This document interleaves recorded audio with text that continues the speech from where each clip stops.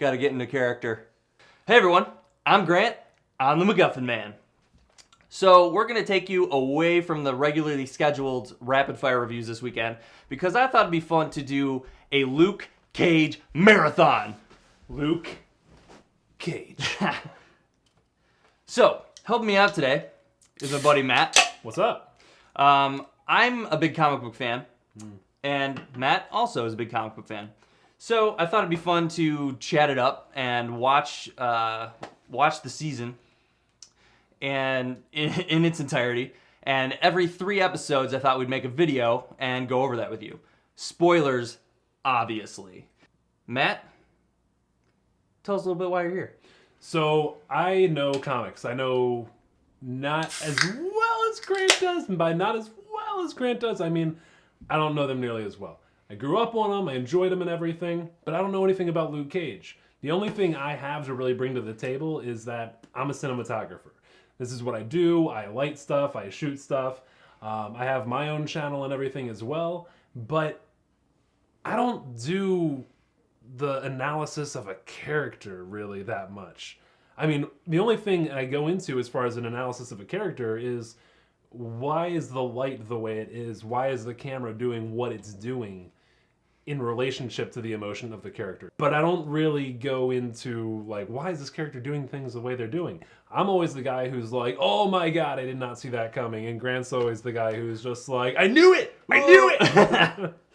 So, something that you see in reviews a lot is based on the story and characters and pretty much what I go into mostly, but you don't get enough of the production side of things. So that's why it would be great. It's great to have Matt here with us to chat and discuss these things because, I mean, these Netflix shows lately are fucking killing it. So we're going to go over this and we're going to try to touch on things that maybe not everyone else will. So, getting into that, let's talk Luke Cage. Episode 1. Episode 1, we're pretty much establishing characters. Luke Cage is... They haven't really... They didn't really dive into it too much yet as far as how he has his powers. They don't really dive what his powers are. And so far, we know him from Jessica Jones, and I don't even think they really established it too much there. They haven't really established anything. I mean, he's barely alluded to... this something happened or whatever. But you know what? Every single movie we have now, it's like, here's the origin story, and this is how it progressed. Yeah. Like, and they haven't fed it to us yet, which is pretty cool, because we just watched 3 episodes, and we still don't know his entire background. But that was how it was for comics, too, when I was reading them, like, early 90s and stuff, too, was that you never got a character's backstory that much, really. Like, there wasn't, like, the origins was, like, the holy grail. I mean, like, and that's the same thing. I mean, you hear that you see that in Star Wars. You see that in a lot of other things. Like, when I was a kid, you heard rumors of, like, oh, Darth Vader, he fell into lava, and that's why he's, you know, like, but nobody ever went into that. They didn't even get into that until years later. No, yeah, that's what I'm saying, though, is that now it's like all they're doing is, like, origin. So the fact that they're holding off on Luke Cage's origin is kind of really cool. They're pretty much building on Luke Cage himself, and also they're focusing a lot on, I guess you could say, the main villain of the show, Cottonmouth. I'm going to call him Cottonmouth. Cottonmouth. He doesn't like to be called Cottonmouth. Apparently not. But I think it's cool. Luke Cage, at this point, he doesn't really want to be involved in anything. He lives in Harlem. Really wants to be left alone. He's street level. It's kind of like a Hulk thing, honestly, going on. Works for cash, staying off the grid. Apparently, he's a fugitive from Jessica Jones. They just established that he's not the hero he's going to be yet, which is kind of what I want to see.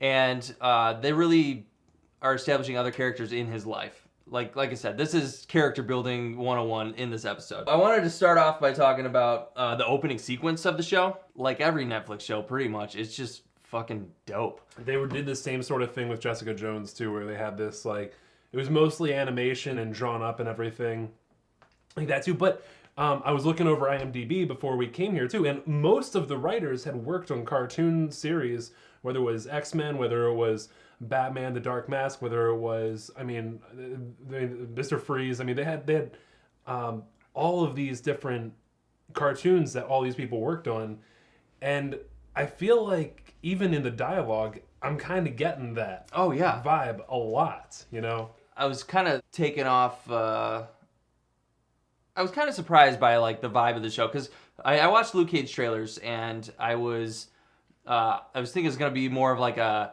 hardcore rap scene vibe, and it's really just been like a jazzy flow, and that's kind of how the opening sequence is too. Until he drops those headphones. Until he drops those headphones. But I mean, even another thing too is that like you see this ink going across his skin in the intro and all.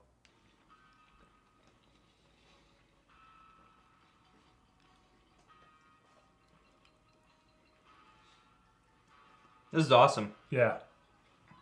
But they didn't do it the way Sons of Anarchy did it or anything like that. Oh, yeah, you know, they didn't do it like, it's a tattoo, it's just ink or something. It's like, no, it's just art, dude. It's just art. Representing Harlem. It's like, this is the streets. It's street signs. It's names. It's where things you see in the show. A ton of Malcolm X thrown in there too. Oh yeah, and it's the colors is just Luke Cage is kind of known for his yellow shirt that he wears, and you just see yellow everywhere in the show, and especially in that opening sequence, just yellow, and it's just like slow-mo of him fucking punching, and like right when he gets there, Luke Cage. What I really appreciated with this is that they're using the camera to tell emotion of the story. So in the first episode, we are opened up to Luke, and we have these shots of him that are a lot of them looking up to him until he gets to Pops, and then we have these shots that are just these horizontal shots of those two together, because it just shows his respect that he has for Pops, and then it shows the respect that's reciprocated back to Luke, and you don't really know why or why that is yet or anything, but you come to figure it out. That the camera shows respect for Pops, it shows respect for Luke by both shooting up at them, but you don't know why, and you don't really understand that, but you know that there's a reason that that's being done.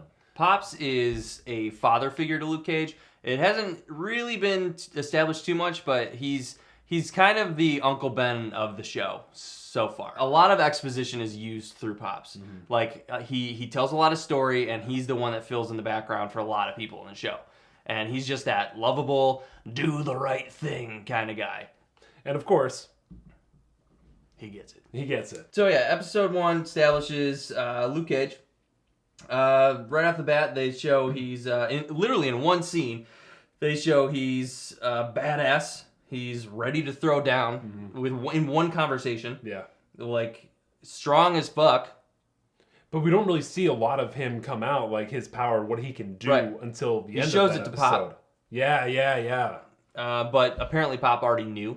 I'm not really sure how he knew even. Well, he knew because that's his ex-wife's father. Oh, that's right. And so, he's like, oh, this, convicted felon comes in and I took him in and everything, and, and then my daughter died and I still take you in. Yeah.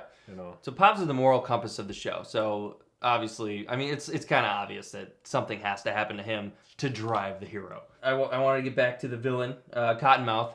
He's an interesting character too, because it seems like he used to be into the bad shit, gangs, shit like that, and then established himself as a legit person with the help of his cousin, it seems. So now that he's got this business and he's got some money coming to him, he's turned to the more criminal side of things. He started dealing with guns and dealing with more people that are badass motherfuckers.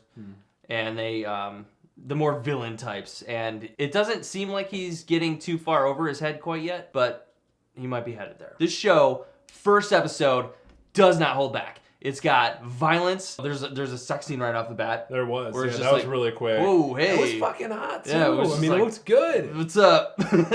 I mean, but you don't usually get something like that from a TV show either. I mean, like you don't usually. I wasn't ready for something that's like actually sexy from a TV show. You see that in cinema, and that's kind of reserved for cinema. And even cinema is sort of just like an airbrushed sort of like sexuality. And this was just raw and real, and that was kind of refreshing to see. Watching alone with my buddy in a dark room at night. Yeah, it was all right. What's up, buddy? Hey. Also, the language. This is a show full of black people. They drop the N-word. And the second the N-word is dropped, they address it. and they straight up are just like, that is not okay, and I kind of appreciated that. Yeah, I mean, I think there was one time that it was said and nobody said anything about it. But when it first was said, I was like, whoa. And then, like, immediately, it was like, oh, all right. Shades. So we got Juice Shades from SOA. Okay, Shades is the equivalent of the name Battlestar Galactica that was given to that TV show. Yeah, I don't dig the name Shades. So I don't know. Does that have any basis in the comics? I don't know anything about Cage from the comics at all. I know very little about Cage just because there was such a huge gap between the 70s Luke Cage comics and the Avengers shit. Oh, and what did you say that he was called? He had a different name. Oh, yeah. That you referenced that... In the 70s, Luke Cage was called Power Man, and that was his superhero name. And he's not referred to that in this, except for when Pops is calling him, he just calls him Power Man, which is fucking awesome, because it's such a good throwback to the 70s. Mm-hmm. So, which it kind of feels like this has a bit of a 70s, such early a 70s 80s vibe. Such a 70s vibe. Yeah, definitely early 80s, too. And, like, it's old school, but it's not. So, Shades... Juice from SOA. I'm gonna refer to him as Juice from now on because Juice. Are you really gonna do that for all of these? I mean, is Juice better than Shades? Really? Juice Shades, Shades Juice, Juice Shades Juice, Jades Jade Juice. If you put juice on the end of Shades, you get Theo Rossi. There we go. His real name. I don't like that either. Theo. So he's working. Oh, Theodore. Theodore. He's working for this unnamed criminal called Diamondback, and it would appear that Diamondback is who Cottonmouth is snake references is getting his guns to deal to other criminals. It is kind of interesting that we see that these like references to like outside sort of movies and things like that, they acknowledge the real world. Like, you know, like, even like all these snake names and everything, I cannot stop thinking about Kill Bill. That's one of the only things I can think of during all of this. And then they reference like shooting up like Candyland. Like, like they just reference Django Unchained. Like, that's so cool because you don't see TV shows do that. Yeah. You know? And it was just this quick little... If you weren't looking for it, or if you didn't love the movie and watch it a million times, you wouldn't recognize it. Right. Here's the other thing, too, is that we don't really have any African-American superheroes in the Marvel Universe. Aside, and Falcon's not even, I don't think Falcon really counts that much. He's not, like, superpowered. He's not. He's Captain America's sidekick, dude. Yeah. Like, he goes, like, it's a, you know, people who end up shooting you usually shoot at me because you make the decisions, and then I follow you, and all that type of shit. Yeah. And... I don't know, like... Black Panther hasn't quite been established enough yet. That's true. But he will be. He will be, and it's going to be fucking awesome. That guy has he has the smoothest voice, and, like, I can't wait to hear him, talking, to hear him get angry, to hear him, like, that's going to be so much fun. Luke Cage banged it out with a detective, so they have kind of a weird relationship, because the things she's investigating have to do with Luke Cage starting to do some hero work. Kind of looking at Luke Cage being like, oh, you know what? Now I'm just investigating like anything going on around you. Yeah. Without knowing it and without him knowing her. Yeah. Then I've got marked down here the end of episode 1. Really, there wasn't too much action throughout the show. No. And then the end of episode 1, there's a beatdown. Sort of like a fist to the side of the head and breaking and shattering and things that you would expect to have happen if you hit a steel I-beam or fucking something. Awesome. It was a good way to show Luke Cage's character. He was standing up for people he didn't even really know. Yeah. But in the end, well, he was that was his landlord. His landlord was like, "You need to pay me money." Where's my money? Where's my money? The whole episode. And then Luke Cage stood up for her, even though he owed her some money, and she was a bitch about it. Well, I mean, yeah, maybe she was, but I mean, like, then you start seeing he still owed her money. Right, that's what I'm saying. But it's Harlem. You see, like, outside of this restaurant, I can't remember the name of the restaurant, like, this basically like a Black Panther group forming up outside and trying to recruit Cage. Right. And he's looking at this, and he's like, okay, what's the next thing that's coming up? And everything. And they show up, starting trouble with Luke Cage's landlord, pick the wrong fucking place. Yeah. So they step up, and he breaks some bones, and it was pretty fucking awesome when it comes to the ending of that first episode. Yeah. So, moving on to episode 2. Oh, wait, hold on. Can we talk about the Benjamin Franklin? Like, what is going on with Benjamin Franklin? A lot of Everybody Benjamin is Franklin obsessed references. with Benjamin Franklin. It's been referenced a lot. I think he's going to come back. I think Benjamin Franklin's coming back. Maybe there's some Benjamin Franklin superhero that I'm not aware of that just shows up with a fucking kite. But there's a shot with Cottonmouth that is just fucking phenomenal. He's got like a dialogue going, and he's just walking forward, and there's a painting of fucking Biggie Smalls behind him wearing a crown, and he just walks right into the shot where the crown is just, it looks like it's on his head, and it's so good with the dialogue.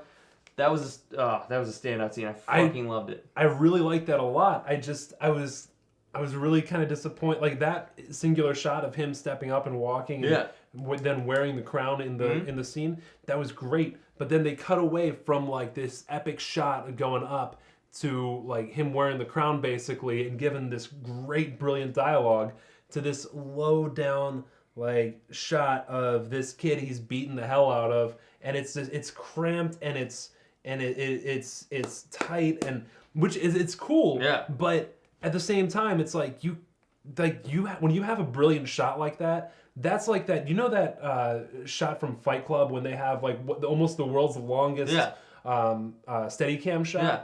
Like that. When you have a shot like that, you gotta keep that type of shot going. I would have loved to be able to see that shot come back and then just lift up and look down on what he was doing. Beat down. Yeah, I mean, that would have been really cool. But That would have been sweet. All the same, this show is, and when we come to lighting, when we come to color choice, when we come to the hues, it's all about contrast. And I mean, even when we have shots outside during the daytime, generally what we're seeing, if there's not a lot of contrast in the shots to begin with, is there's a contrast of what the people are talking about compared to how nice of a brilliant, beautiful day it is outside.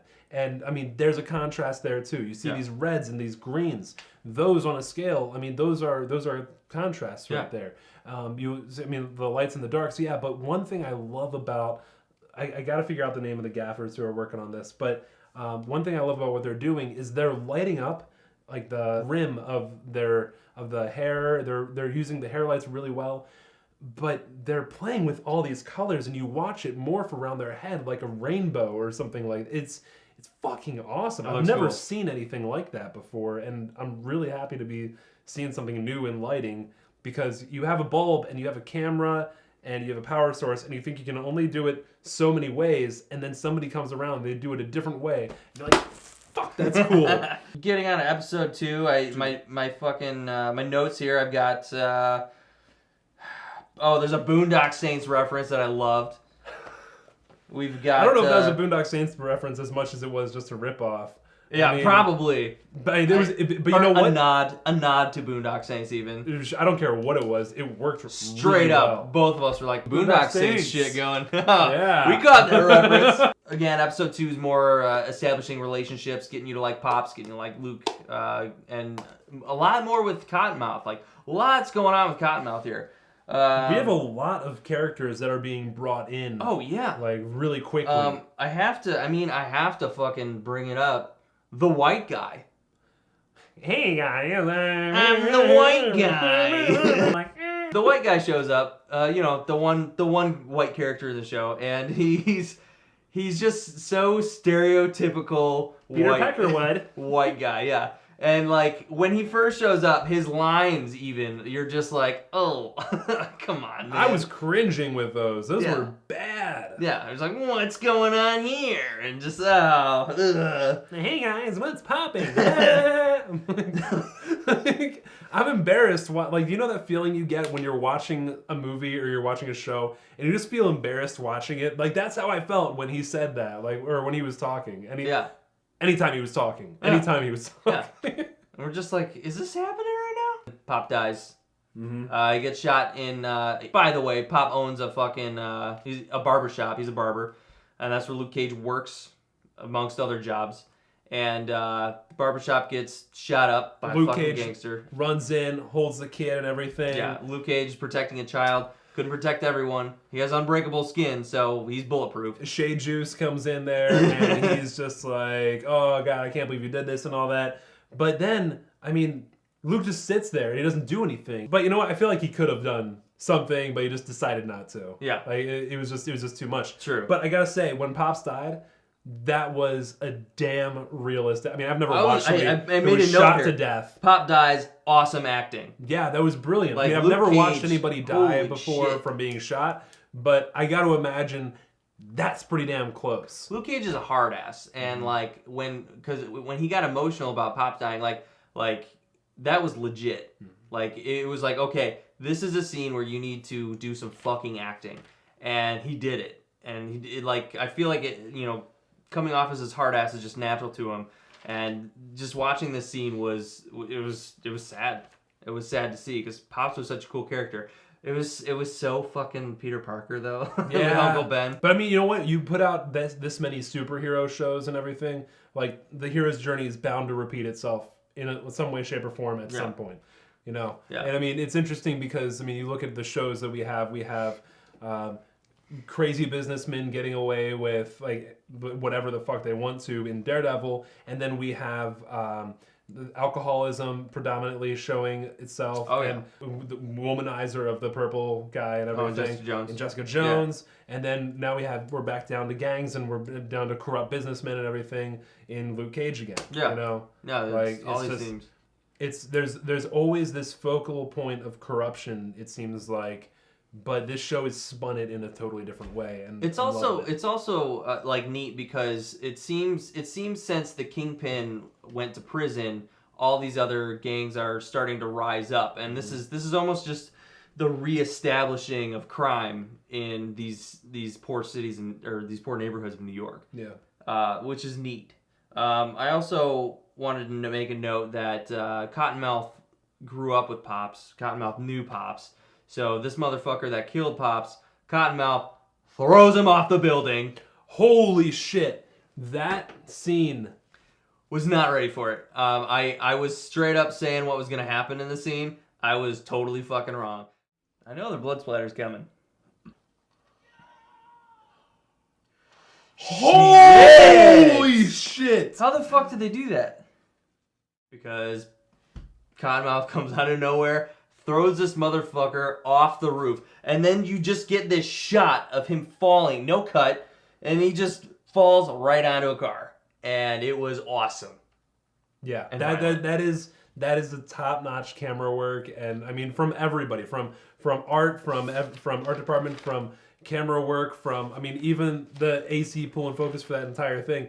That was incredible. That was a brilliant shot, and that's what I've come to expect from Netflix. Yeah, that's true. Excellence, you know? Yeah. And they definitely delivered, especially in that scene.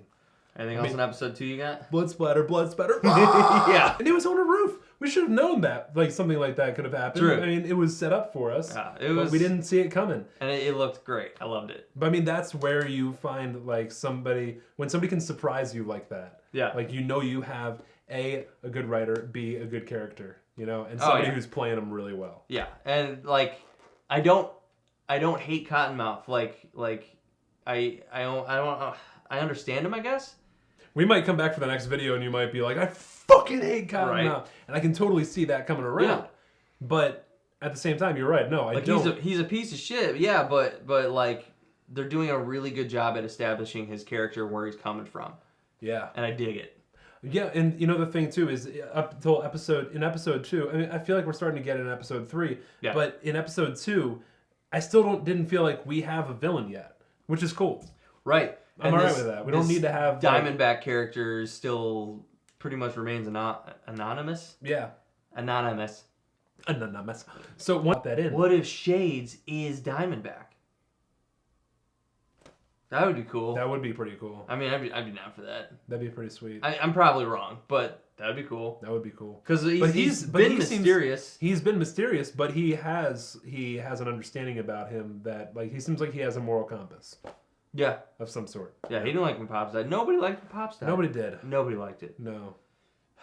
Especially not the dude who got thrown off the building. Just gotta always be moving forward. Yeah. Okay, so 3? Episode 3. Right. We start out with a couch, opening shot where you see a bunch of gunfire on the outside of a building, and a fucking couch is thrown out the window. And it's like, what? On to the next scene. Yeah, and this entire episode was just, I would call it Tarantino. Yeah, this is pretty much the conversation episode. It was like two characters talking, and it's like every scene talking. Some of it I was really into, some of it I wasn't. Mm-hmm. This is, I'd say, kind of a lull episode, but a lot of exposition happening here. The transitions in this episode were just incredible. The editing transitions. Oh yeah. Just were awesome. I mean, when he went into this safe house of some sort or another, and then camera comes down a hallway, and it goes to this girl who's, you just assume she's ODing or just high as shit. Yeah. Like sitting on the chair, and then all of a sudden voices fade, voices come back and waver for a little bit, and then you hear the detective come back, and she's like, "Did you see him?" And all of a sudden we're on to a new scene, and that was probably done in one shot. So it was cool. That was brilliant. That was done really, really well. This episode, you're talking about how the lighting was different, though. The lighting was different, and that's one of the things I was talking about, is when they were outside and they were talking about, oh, we built this playground over. Oh, that playground isn't shit, and all this and that, and and what they were talking about some evil shit. Yeah. But they just showed it out on this bright, sunny day. Law and Order style. Law and Order style. Right. But the contrast is always the thing that it seems like creators who work on Netflix films focus on. Yeah. As far as the gaffers and the DP. The DP, director of photography, is the guy who controls the image on the screen. Everything you see, except for what the actor does themselves, that's their responsibility. So the lighting, the camera work, all that type of stuff, that's a director of photography. They deserve a lot more credit than they get. It seems like they always focus on contrast. And whether it's like those shades we were talking about before, or whether it's, oh, well, we're going to have bright sunny day, but evil fucking conversation. Yeah. Like you can still make an image that's shot on a bright day look dark. You can make it look evil. You can make it look, like you can do that. But they didn't have to, because the feeling was already there. I was just analyzing it too much that I didn't actually appreciate it for what they were doing at the time. Yeah. I had notes for good conversations between Luke and Cottonmouth. I enjoyed that. Then I got a note for gunshot flashback. Oh, yeah. The gunshot flashback. I don't know which one you're talking about. When the guy punches his hand, and the gunshot. Punches? No, what? We had a good reaction to it. Did we? Yeah. When the white guy says it. White guy. I don't remember this at all. Oh, Jesus Christ. Fuck. Fuck that one. Wow, I wasn't ready for that. Oh, yeah. Oh, my God. Okay. Well, he literally just goes like this. Gunshots. White guy this episode has also been established a little more. He's way less annoying. Starting to be likable. And his dialogue actually got better in conversations. It wasn't so white guy. Yeah, yeah. You started to think maybe, oh, okay, we're getting some more information on this character. We're figuring out who they are a little bit. Maybe they were just opening their mouths at inopportune times, and that's what the writer was trying to convey. And now we're getting to understand them a little bit more. And then all of a sudden, white guy's a motherfucker. Oh, taking off his tie, and you're not thinking anything, and then murders a motherfucker that we're fucking watching. Yeah, so he kills off the person that he's supposed to pick up and protect, and you're just kind of left wondering, who's he working for? Turns out white guy works for Cottonmouth. What? We also had Luke Cage busting into some stash houses of Cottonmouth, taking out the money. Yeah, he wanted to hit the money because he's pissed at Cottonmouth for killing Papa. Yeah, and I wonder how long that's going to go on for. Like, that can't keep going on and on and on and on. Like we saw Cottonmouth at the end of the episode, and he was just like freaking out and losing his shit. 70 million, whoa, whoa, just losing, like breaking everything with a baseball bat. I don't know, like if they just keep bats like stocked there, but it seems like people have a lot of bats. And then white dude shows up. Yep. White dude shows up. You realize it's him working for him and everything. I took care of this for you. I'm the white guy. But you start agreeing with him. Like, you start liking him in the episode because he's talking about, like, you know, how, you know, well, you know what? The heroes that were working during the incident, they were doing what we couldn't do. Like, what does our gun and what does our badge matter? Like, when, you know, Thor brings this hammer down and he's bringing lightning down from the sky and we have this hole that opens up and, you know, and you're kind of like, oh, yeah. Yeah. It makes sense. Right. But, you know, just because somebody's a villain doesn't mean you can't agree with them. Right. Going back to when Luke Cage is hitting the main stash house, I think that was meant to be a huge action scene.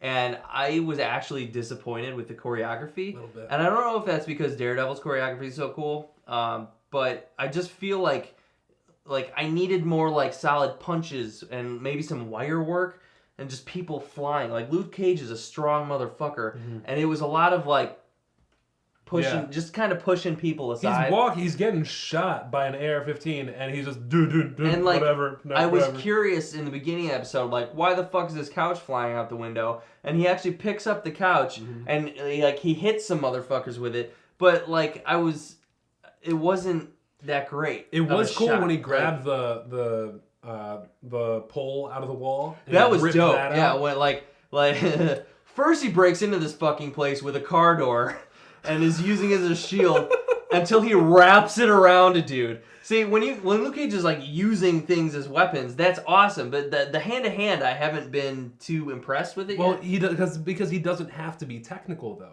But I see what you're saying though. It seems like the reactions to what he's giving out, and so like if I punch you like, and Luke Cage punches you like, I'm gonna go through the you're gonna go through the fucking wall. Right. Because it's like Luke Cage doesn't have the ability to punch softly. Right. And so it feels like what the people who are getting hit, they're just not actually. It's not. He's not putting any power into it. He's not even trying. It's mostly just kind of pushing people around. It's a lot of breaking bone noises, but nothing to match the visuals for it. No. The cool thing about that, though, I mean, when he did get everybody up in that one room and he was beating the shit out of everybody, I mean, that was pretty cool when he was doing that. But I hear what you're saying. At the same time, I see where the creators went with this, because Daredevil has to be 100% technical because he does not have the power that Luke Cage has. Right. And so you have to focus on, because that's the incredible thing about Matt Murdock, right? Is that he's blind, he can't see, and so he still beats the shit out of people. Yeah. So they're really going to focus in on all of that. So what do they focus in on Luke Cage with? Well, his to power. be honest, well, yeah, it's definitely his power. Yeah. But we haven't really gotten to get into Luke Cage to really figure out who he is. Yeah, we really don't know how much power he has. So there could be more coming. Of course. I hope it gets better. Of course, he was shot by a fucking bazooka. Yeah, at I was the end just of the gonna get to that. episode. Luke Cage goes to his landlord because he's nice, slides her some money that he stole. Where did you get it from? From Cottonmouth, and you're like, oh, this is a sweet moment. Like he's really helping his landlord out because she's got some bills to pay. Oh, Aww. Cottonmouth shows up. What's he got? Is that a pole? Oh, whoa! shit! No way. Are you fucking serious? What? No! He pulls out a rifle? fucking bazooka. It's a bazooka! Fucking bazooka. We weren't ready for it. What are they, in a Chinese restaurant? They're in a Chinese restaurant on the bottom floor, glass windows. First, and what did this fucking bazooka have? I mean, was it like motion tracking or something like that? Because it was like, or is this like a heat register? Yeah, like Cottonmouth. I don't know what the hell it is. He's got himself a nice bazooka, that's for sure. He's got a nice bazooka. He shoots it. It levels the entire building. The fucking Chinese restaurant explodes, and scene, episode's over. But of course, because it's Netflix, and if you stopped at episode 3 we did, then you will have seen that the next episode looks like it's a flashback episode. Yes. So we're not going to figure out what happened For immediately with Luke fucking Cage. episode, hopefully. Oh my god. We better start watching. All right, on to episode 4.